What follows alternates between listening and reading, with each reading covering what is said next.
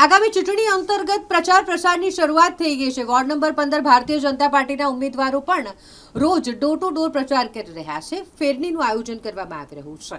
Ward number 15ના વિસ્તારો જેમાં Sunil society, કોટિયાકનગર, રાધાકૃષ્ણનગર, એ સિવાય જય ચામુંડા, અમર પાર્ક, તુલસી, પ્રભાત અને આલોક, આ તમામ જગ્યા પર ફેરણી કરવામાં આવી। ભાજપના વોર્ડ નંબર 15ના ચારેય ઉમેદવાર જેમાં જ્યોતિબેન પંડ્યા, નૈનાબેન શાહ, અજય રબારી અને રિષભ કામદાર જેઓ મોટી સંખ્યામાં તેમના ટેકેદારો અને સાથીદારો સાથે જોડાયા હતા। આ ફેરણીમાં અને લોકો સાથે સંપર્ક કર્યો હતો અને લોકો દ્વારા પણ ખૂબ જ સારો એવો પ્રતિસાદ મળી રહ્યો હતો। નમસ્કાર સૌને।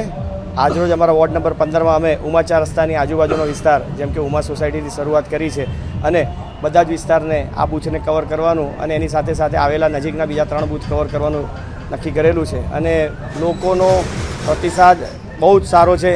જેમ જેમ ફેરણીના દિવસો એક એક આગળ વધતા જઈએ છીએ અને ઇલેક્શનની તારીખો નજીક આવતી જાય છે એમ જન પ્રતિસાદ ભારતીય જનતા પાર્ટીની ફેવરમાં જ ચાલી રહ્યો છે અને લોકોને એવું ખબર જ છે કે ભારતીય જનતા પાર્ટીએ કરેલા કામ અને આપણે એક એવું કહી શકીએ કે ભારતીય જનતા પાર્ટીના શિસ્તસ્થ નેતૃત્વ ઉપરનો વિશ્વાસ લોકોના હૃદયમાં એવું છે જ કે મોદી સરકાર અને સાથે સાથે ભૂપેન્દ્રભાઈ પટેલની સરકાર જે રીતનું કામ કરી રહ્યું છે એ જોતાં સ્થાનિક સ્વરાજમાં જો ભારતીય જનતા પાર્ટીના હાથ આપણે મજબૂત કરીશું તો આપણું કોઈ પણ કાર્ય કોઈ જગ્યાએ રોકાય નહીં અને એટલું બધું સરસ રીતે સ્મૂથથી આગળ વધશે।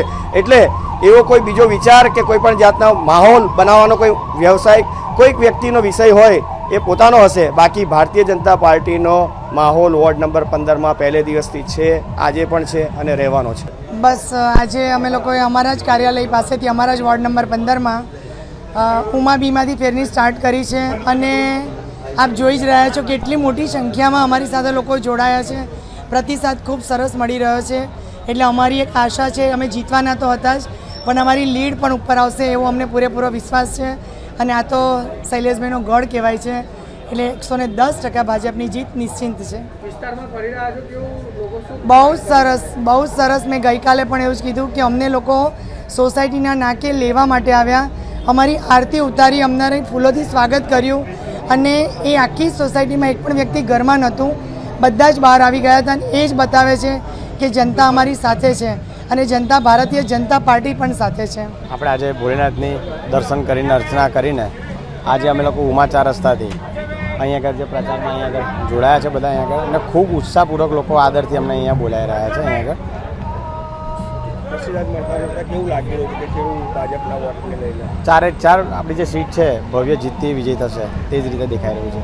આજે વોર્ડ નંબર 15 આજે અમે ઉમા સોસાયટી, જ્યોતિ, સુનિલ પાર્ક આ સોસાયટીનું બધી અમારે આજે કવર કરવાની છે અને પબ્લિકનો અમને ખૂબ સાથ સહકાર મળે છે અને વિકાસની વાત લઈને અમે પ્રજા વચ્ચે ઉતર્યા છે।